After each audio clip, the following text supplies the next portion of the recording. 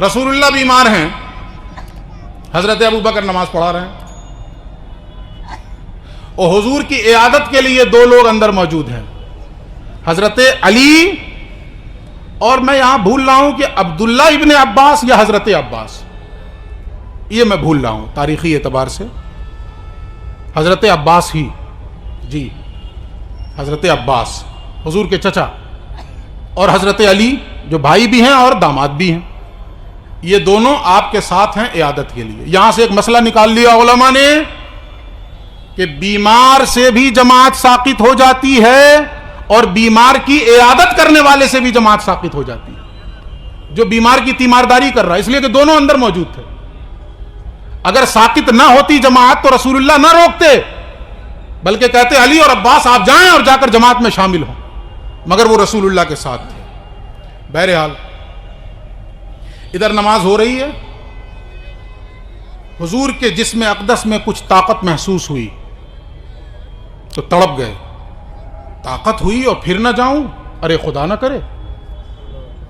सो दोनों अशखास से कहा, हजरत अली से भी कहा और हजरत अब्बास से भी कहा, जरा मुझे सहारा दो। और हदीस बताती है कि सहारा किस अंदाज से, बीच में रसूलुल्लाह हैं, एक जानिब को मौला अली हैं, दूसरी जानिब को हजरत अब्बास हैं, और आपने अपना एक हाथ एक शख्स के कांधे पे रखा, दूसरा दूसरे के कांधे पे रखा। इतनी भी ताकत न थी कि पैर उठा के चल सकते।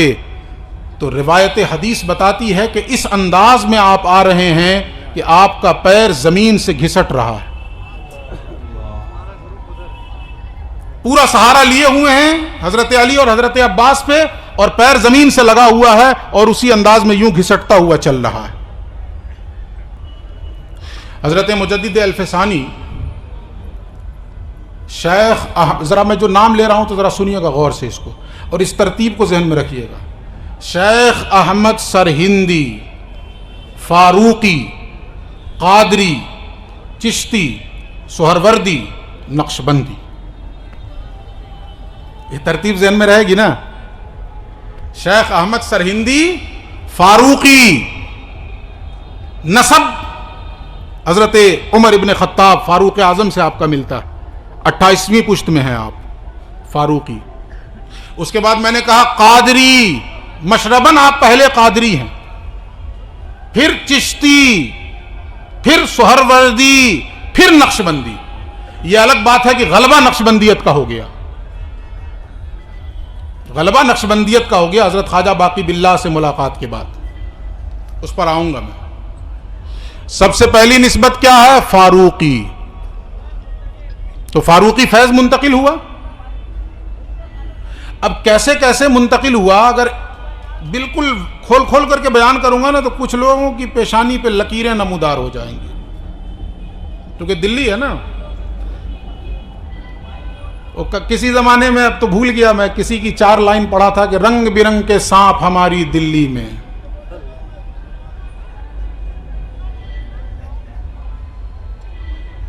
भूल गया, जाने दीजिए, हटाइए, ये दिल्ली है।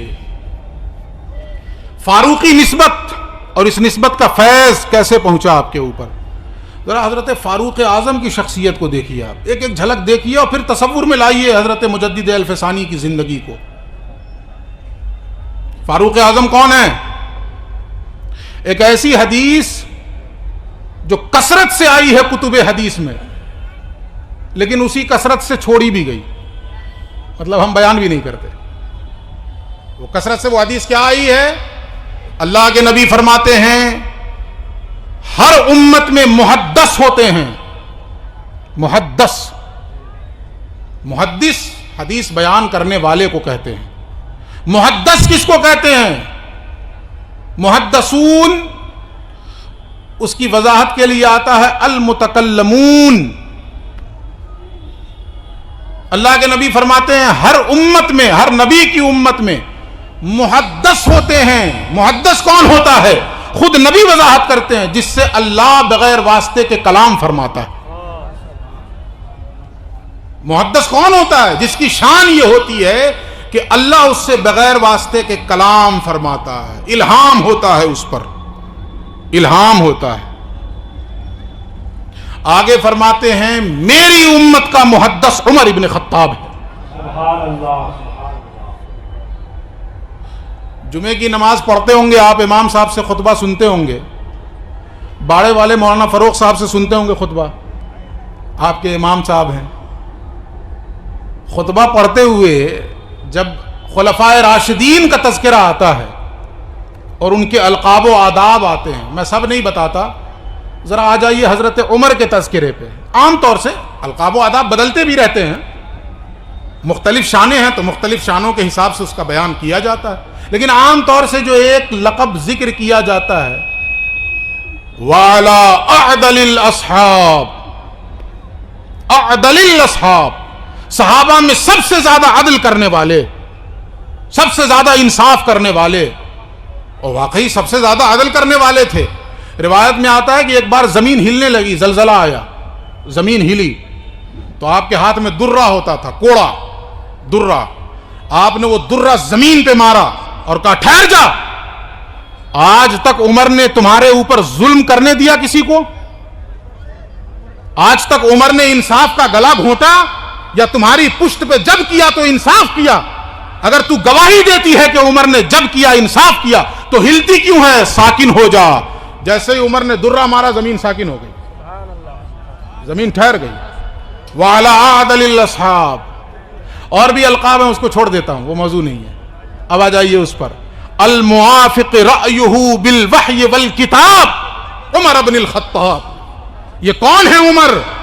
جن کی رائے کے مطابق اللہ رب العزت قرآن نازل فرما دیتا تھا. جو عمر رائے دیتے, رسول اللہ کبھی کسی مسئلے میں اپنے اصحاب سے مشورہ کرتے, اصحاب کی مختلف رائے ہوتی, اس میں جو عمر کی رائے ہوتی, ابھی عمر رائے دیتے, کچھ دیر کے بعد جبریل اسی رائے کے مطابق اللہ کا کلام لے کر آ جاتے. عمر کی رائے کلام اللہ کے موافق ہوا کرتی تھی. تو عمر کون ہیں؟ محدث ہیں اس امت کے. محدث کا مطلب جن سے اللہ کلام فرماتا ہے, جن پر الہام ہوتا ہو. ذرا شیخ احمد امام ربانی مجدد الفسانی کی زندگی پڑھ لیں آپ, ایسا محسوس ہوتا ہے کہ براہ راست اللہ سے ہم کلام ہو. یہ فاروقی فیض آپ کی زندگی میں جا بجا نظر آتا ہے, یہ فاروقی نسبت بدرجہ آتم آپ کے اندر نمایاں نظر آتی ہے. ایک فیض, آگے بڑھیے دوسرا فیض. حدیث ہے بڑی مشہور ہے, اللہ رب العزت ہر صدی کے اخیر میں ایک شخص کو پیدا فرماتا ہے جو دین کی تجدید کر دیتا ہے, دین کو نیا کر دیتا ہے. اس کا یہ مطلب نہیں سمجھ لیجئے گا کہ پرانے دین کے بجائے نیا دین لا دیتا ہے. دین کو نیا کر دیتا مطلب کیا ہے؟ آپ کو ایک مثال سے سمجھا دوں, ورنہ چہ نسبت خاک را با عالم پاک, یہ مثال بھی نہیں دینی چاہیے لیکن مثال سمجھانے کے لیے دی جا سکتی ہے, اس لیے دے رہا ہوں. آپ جویلری خریدتے ہیں, زیور خریدتے ہیں, وہ پہنتے پہنتے پہنتے پہنتے وہ زیور گرد و غبار میں اٹ جاتا ہے.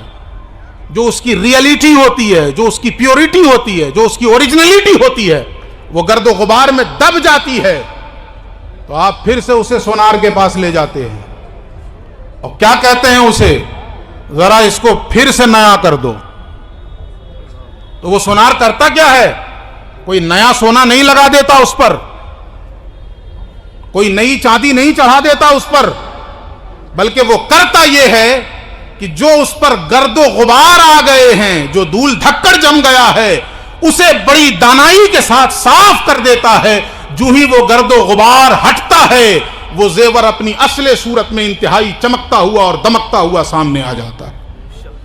اللہ رب العزت ہر صدی کے اخیر میں ایک ایسے شخص کو پیدا فرمائے گا جو دین کی تجدید کرے گا. مطلب کیا ہے؟ دین پہ زمانے کے جو گرد و غبار پڑ گئے ہوں گے, حوادثات اور اس کی آلائشوں نے جو اس کی اصل صورت کو چھپا دیا ہوگا, وہ اللہ کا برگزیدہ بندہ تجدیدی کارنامہ یوں کرے گا کہ اپنی مسائی جلیلہ اور جمیلہ سے دین پر پڑے ہوئے گرد و غبار اور اس کی آلائشوں کو دور کر کے اس دین کو اسی انداز میں امت کے سامنے لا دے گا جس انداز میں رسول اللہ نے چھوڑا تھا. سبحان اللہ. وہی ہوگا مجدد, وہی ہوگا بولیے مجدد کتنے سال بعد آئے گا؟ 100 سال بعد. کتنے سال بعد آئے گا؟ 100 سال بعد. 1000 سال کے بعد تو رسول آتے ہیں. توجہ چاہوں گا علماء کی. 1000 سال یہ اللہ کی سنت رہی ہے. 1000 سال کے بعد اللہ رب العزت ایک رسول کے بعد دوسرے رسول کو بھیجتا تھا. اب ضرورت آن پڑی ہے. 1000 سال کا عرصہ گزر گیا ہے. میری شریعت اور میرے دین کی تصویر مسخ ہو گئی ہے. پھر سے زندہ کرنے کے لیے کسی رسول کی حاجت ہے. مجدد تو 100 سال کے بعد آتا ہے، لیکن جس مجدد کا ہم ذکر کرنے بیٹھے ہیں وہ الف ثانی ہے. ٹھیک 1000 سال کے بعد آ رہا ہے. نبوت کا دروازہ تو بند ہو گیا ہے. اب کوئی نبی اور کوئی رسول نہیں آئے گا، لیکن رسول کے مشن کو زندہ کرنے والا آ رہا ہے. اللہ رب العزت نے وقت کا بھی جو انتخاب فرمایا ہے وہ 1000 سال کے بعد فرمایا ہے. رسول تو نہیں ہوگا چونکہ باب نبوت بند ہو چکا ہے. ختم نبوت پہ مہر لگ چکی ہے. اب کوئی رسول نہیں آئے گا مگر رسول والے اوصاف لے کر آئے گا. رسول والا مشن زندہ کرے گا. اور اس نسبت سے فاروقی فیض جہاں ملاحظہ چلتا رہتا تو میرے بعد عمر نبی ہوتا. میرے بعد عمر نبی ہوتا. یہ فاروقی فیض مل رہا ہے مجدد الف ثانی کو. اور سنیے تیسری روایت. اللہ کے نبی فرماتے ہیں الشیطان یفر من ظل عمر بن الخطاب. ہم لوگ کیا کرتے ہیں صبح سے شام تک اعوذ باللہ من الشیطان الرجیم پڑھتے ہیں کہ نہیں پڑھتے ہیں؟ بولیے ایمانداری سے. اعوذ باللہ من الشیطان الرجیم مطلب کیا اس کا؟ میں پناہ مانگتا ہوں اللہ کی شیطان مردود سے. اس شیطان مردود کے چکر میں نہ آ جاؤں، اس لیے پروردگار میں تیری پناہ میں آنا چاہتا ہوں. تو مجھے اپنی پناہ میں لے لے تاکہ شیطان مردود اپنے دام فریب میں مجھے مبتلا نہ کر سکے. تو ہم شیطان سے پناہ مانگتے ہیں، بھاگتے ہیں. اور اللہ کے نبی فرماتے ہیں میرا عمر وہ ہے جس کے سائے سے شیطان بھاگتا ہے. جس کے سائے سے شیطان بھاگتا. وہ ہیبت اللہ رب العزت نے عطا فرمائی ہے. وہ ہیبت اللہ رب العزت نے وہ روب عمر ابن خطاب کو عطا فرمایا ہے کہ شیطان پناہ مانگتا ہے. بلکہ ایک موقع اور ہے بڑا دلچسپ، سن لیجئے آپ. اللہ کے نبی کے ارد گرد خواتین بیٹھی ہیں. اس میں آپ کے رشتہ دار بھی ہیں اور صحابیات بھی ہیں. اور بیچ میں کون ہے؟ رحمت للعالمین. رحمت للعالمین. میں اس لیے زور دے رہا ہوں کہ جو آدمی جتنا نرم ہوتا ہے نا تو پھر لوگ اس سے شوخی بھی اتنا ہی کرنے لگ جاتے ہیں. حضور رحمت للعالمین ایک چیز، اور دوسری چیز یہ ہے کہ کچھ خواتین ایسی بھی ہیں جو رشتہ دار ہیں.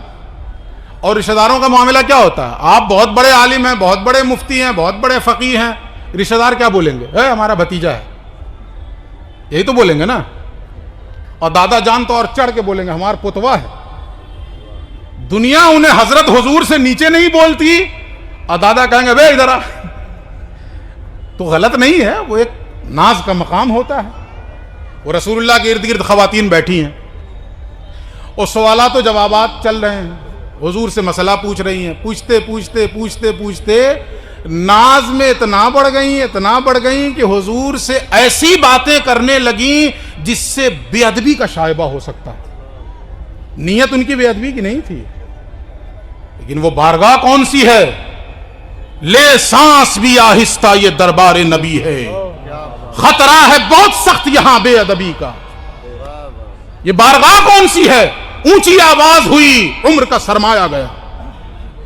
یہ بارگاہ کون سی ہے جہاں ابو بکر و عمر کو کہا جا رہا ہے لا ترفعوا اصواتکم فوق صوت النبی، نبی کی آواز پہ اپنی آواز اونچی نہ کرو، اس لیے کہ اگر آواز اونچی ہوئی ان تحبط اعمالکم وانتم لا تشعرون، تمہارے سارے اعمال برباد کر دیے جائیں گے. بعض صحابہ کا تو حال یہ ہو گیا، بعض روایتوں میں حضرت ابو بکر کا بھی نام آتا ہے، حال یہ ہو گیا اتنا دھیرے بولنے لگے کہ رسول اللہ کو کہنا پڑتا تھا کہ ذرا اونچا بولو. لیکن وہ عورتیں تھیں اپنی باتوں میں لگی تھیں. اچھا رسول تو رحمت للعالمین، کچھ نہیں بول رہے ہیں، مسکرا رہے ہیں. اسی درمیان حضرت عمر پہنچ گئے. حضرت عمر نے بھی کچھ نہیں کہا، لیکن اللہ نے جو آپ کو ہیبت اور رعب عطا کیا ہے نا، وہ جیسے ہی پہنچے ہیں یوں دیکھا ہے حضرت عمر نے، تو جس خاتون کی نظر عمر سے ٹکرائی وہ اٹھ کے وہاں سے بھاگ گئی. یا بھاگو یہاں سے، اب خیر نہیں. اس کے بعد اللہ جب سب چلی گئیں تو اللہ کے نبی نے فرمایا عمر تمہیں دیکھ کر تو شیطان بھی سر کے بل گر جاتا ہے. یہ نسبت فاروقی امام ربانی مجدد الفسانی کے اندر کیسے ٹرانسفر ہو رہی ہے. اقبال خراج پیش کرتا ہے، گردن نہ جھکی جس کی جہانگیر کے آگے، گردن نہ جھکی جس کی جہانگیر کے آگے، جس کے نفس گرم سے ہے گرمی احرار. خراج پیش کرتا ہے اقبال جب پہنچا ہے حضرت مجدد کے آستانے پہ تو کہتا ہے حاضر ہوا میں شیخ مجدد کی لحد پر. بھول گیا اور کیا ہے. وہ خاک کہ ہے زیر فلک مطلع انوار، گردن نہ جھکی جس کی جہانگیر کے آگے، جس کے نفس گرم سے ہے گرمی احرار. وہ ہند میں سرمایہ ملت کا نگہباں، اللہ نے بر وقت کیا جس کو خبردار. وہ ہند میں سرمایہ ملت کا نگہباں، اللہ نے بر وقت کیا جس کو خبردار. یہ نسبت فاروقی یہاں ٹرانسفر ہو رہی ہے. اور آگے سن لیجئے، حضرت عمر کی ایک شان یہ بھی ہے، تمام صحابہ رسول اللہ کے مرید تھے اور عمر مراد تھے.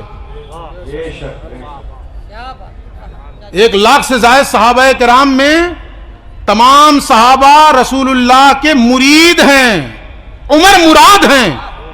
وہ کیسے مراد ہیں؟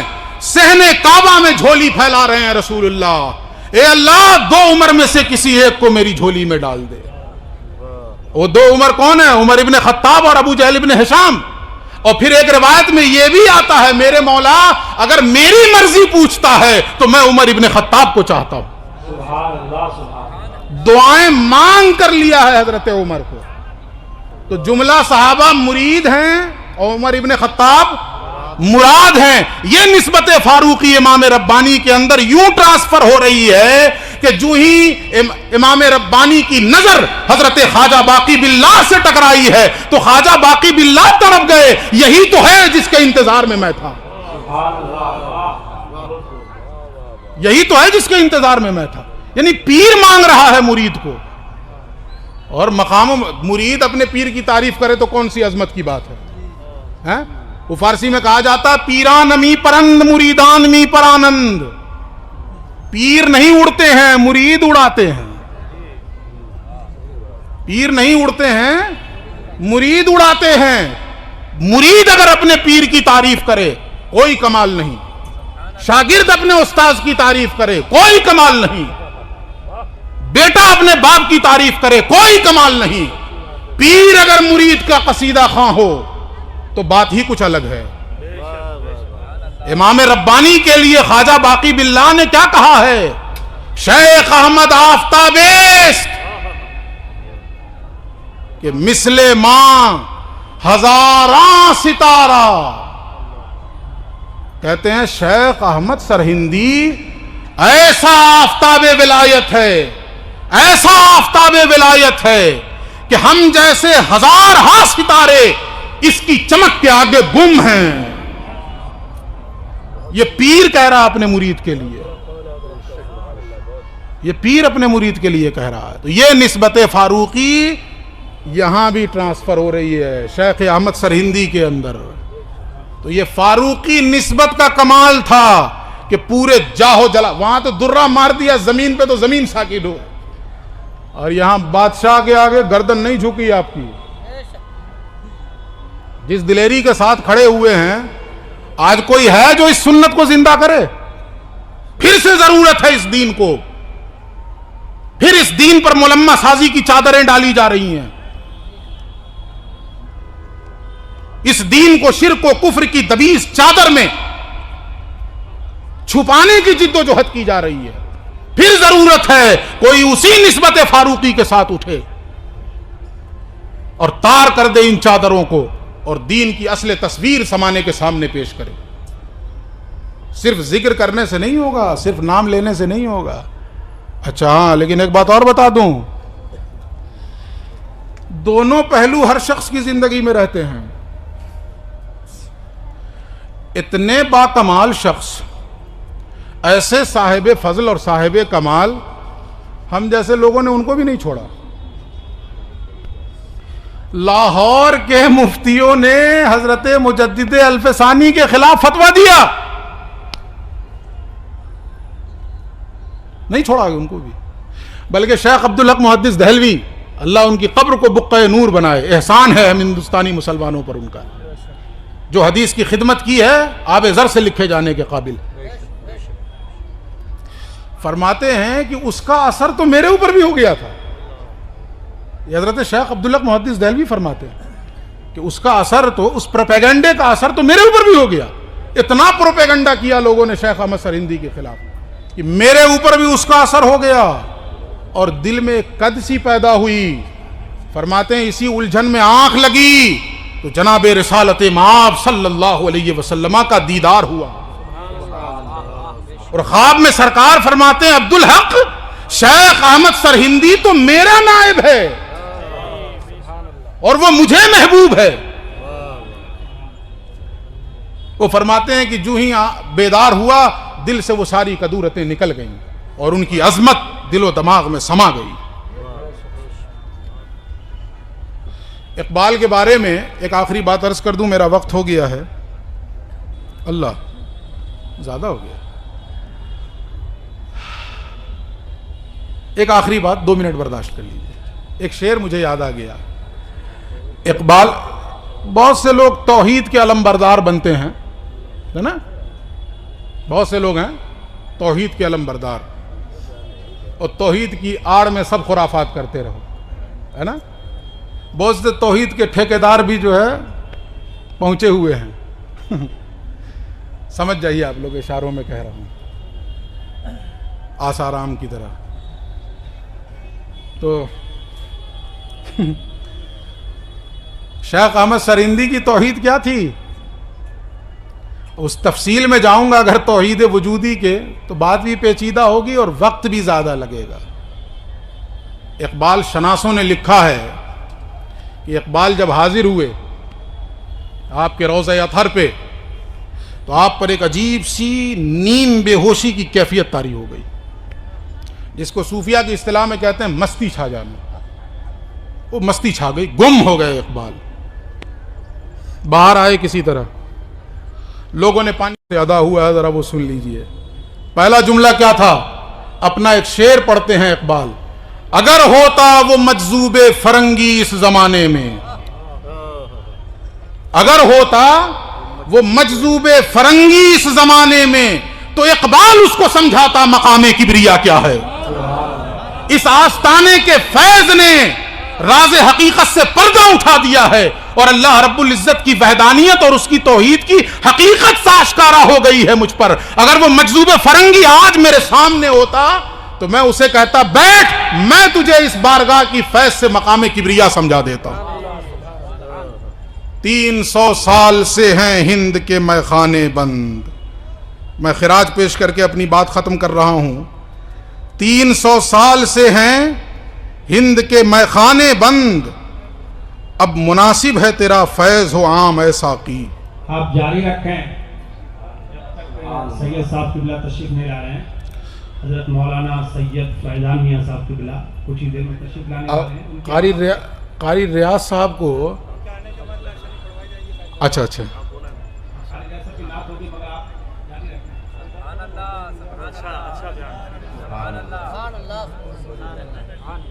اور دیکھیے ایک چیز میں کہیں پہ محفوظ کیا تھا, وہ کہاں چلی گئی.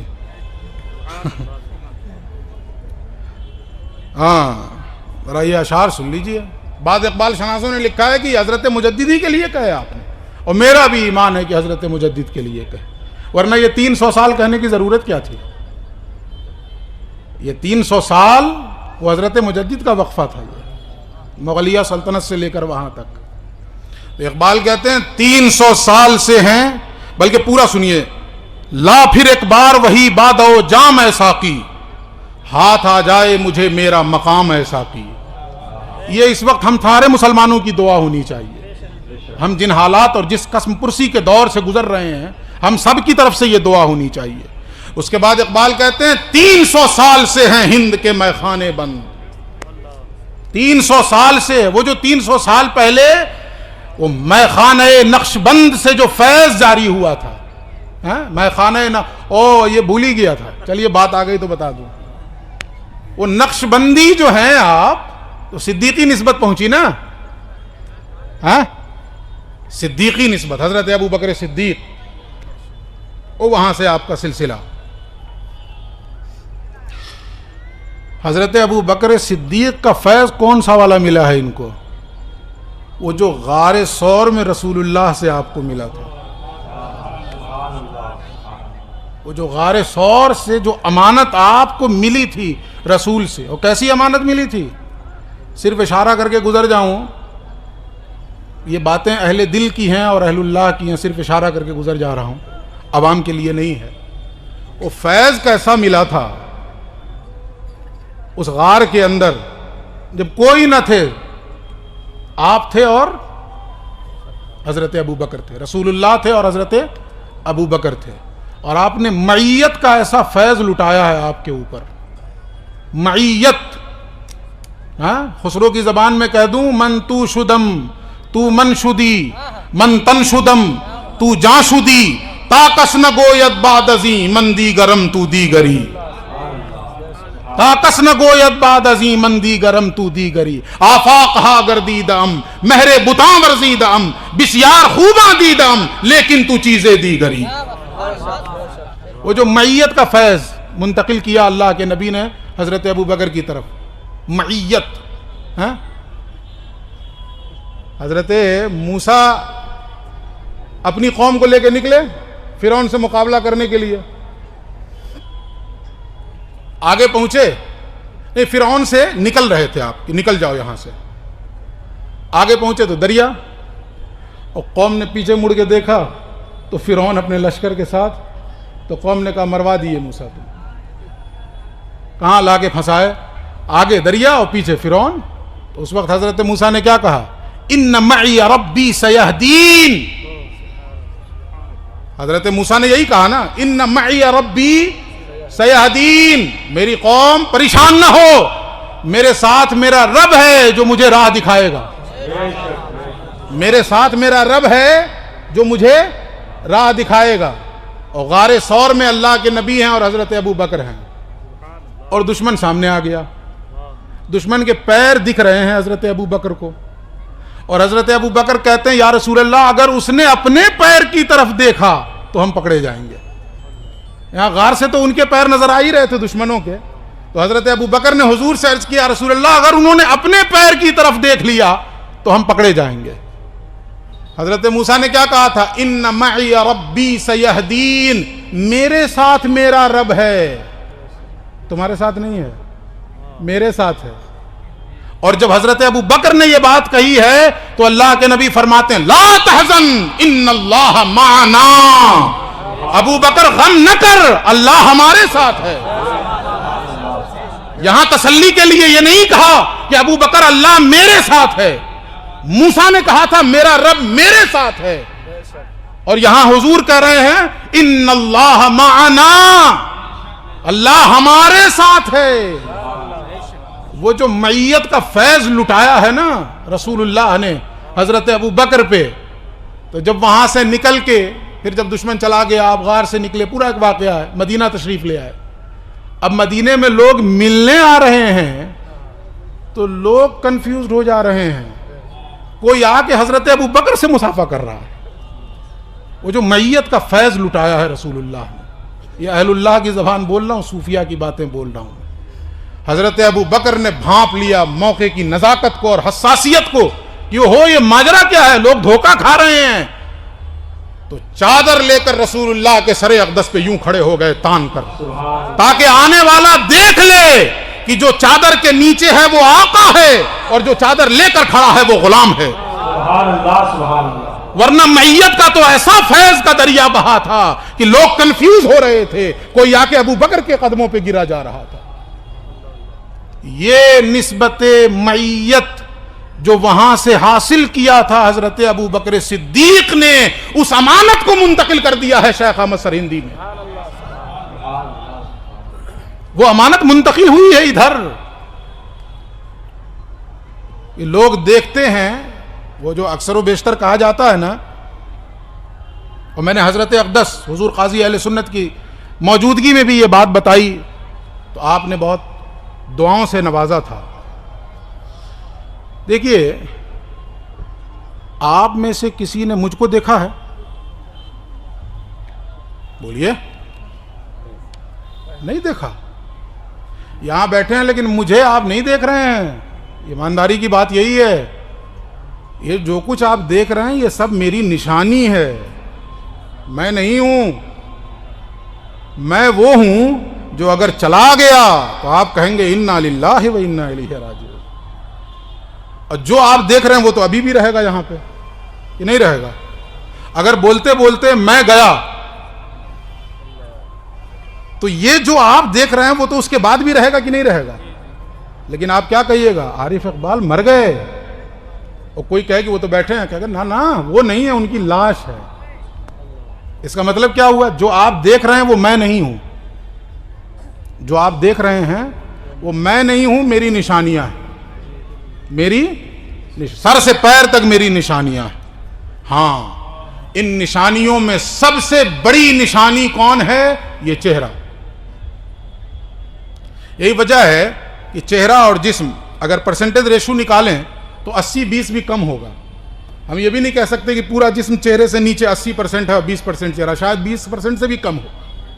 لیکن چلیے 80-20 کا ریشو مان لیتے ہیں. اگر 80% چھپا دوں اور 20% ایسے نکال دوں تو آپ پہچان جائیں گے کہ نہیں عارف اقبال یہی ہے. لیکن 20% چھپا کے 80% نکال دوں، دکھاؤں آپ کو، دھوکہ کھائیں گے کہ نہیں؟ ہاتھ تو انہی کی طرح لگ رہا ہے لیکن پیر کچھ الگ ہے. دھوکہ کھا جائیں گے کہ نہیں کھا جائیں گے؟ پتہ کیا چلا؟ یہ نشانی تو سب ہے سر سے پیر تک، لیکن ان تمام نشانیوں میں سب سے بڑی نشانی کیا ہے؟ چہرہ. اچھا، لیکن اس چہرے میں ناک بھی ہے، آنکھ بھی ہے، بھویں بھی ہیں، لب بھی ہیں اور دیگر اعضاء بھی ہیں. یہ پوری کائنات اللہ کی نشانی ہے. یہ پوری کائنات اللہ کی نشانی ہے. لیکن ان تمام نشانیوں میں جو سب سے عظیم نشانی ہے، جو چہرے کی مانند ہے، وہ محمد الرسول اللہ صلی اللہ علیہ وسلم. چہرے کی مانند ہے وہ. یہ ساری کائنات اللہ کی نشانی. ان تمام نشانیوں میں سب سے عظیم نشانی حضور کی ذات. سب اسی چہرے میں گم ہے. کوئی بڑا ہے تو آنکھ کی مانند ہے، کوئی ناک کی مانند ہے، کوئی لبوں کی، جس کا جیسا مقام اور جیسا مرتبہ. کسی کا مقام کم ہے تو جتنے وہ کیا بولتے ہیں اس کو، چھوٹے چھوٹے ہولز ہیں نا، وہ دکھتے نہیں لیکن ہولز تو ہیں نا. جائیے نا ڈاکٹر کے پاس، وہ بتا دے گا. آج کل تو ایسے ایسے کیمرہ آ گیا ہے کہ اس کے میگا پکسل کے تھرو اگر نکالنا چاہیں تو اس میں اتنے ذرات نکل جائیں گے یہاں کہ آپ تصور بھی نہیں کر سکتے. وہ سب اولیاء اسی چہرے میں گم ہیں. وہ معیت والی بات بتا رہا ہوں آپ کو. اب جس نے میری اس ناک کو دیکھا تو اس نے مجھے تو دیکھا نا. ایسا تو نہیں ہوگا کہ میں پورا بینڈیج بندھوا کے ناک نکال کے آپ کے پاس آؤں گا کہ ناک دیکھو بھائی.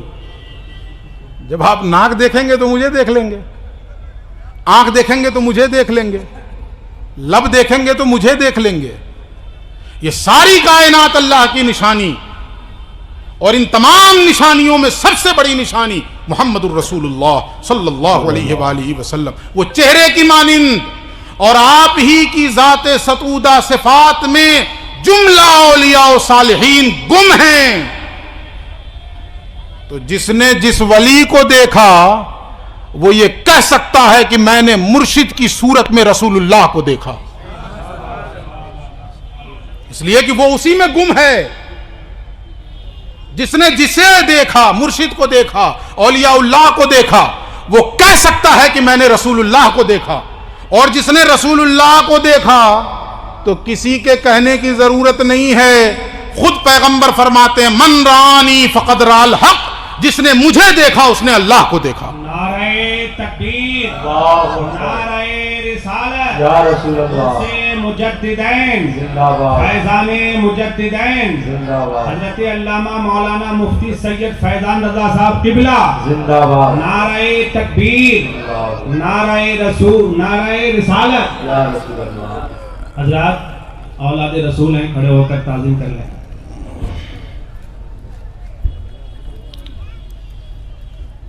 اللہ. السلام علیکم.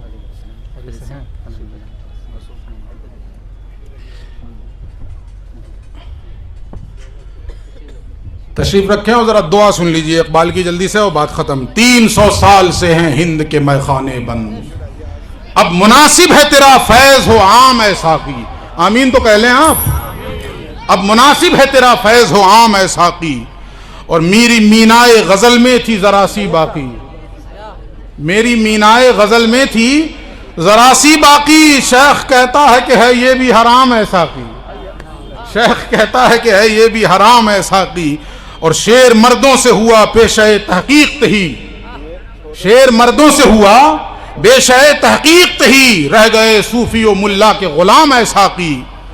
اور عشق کی تیغ جگردار اڑا لی کس نے، عشق کی تیغ جگردار اڑا لی کس نے.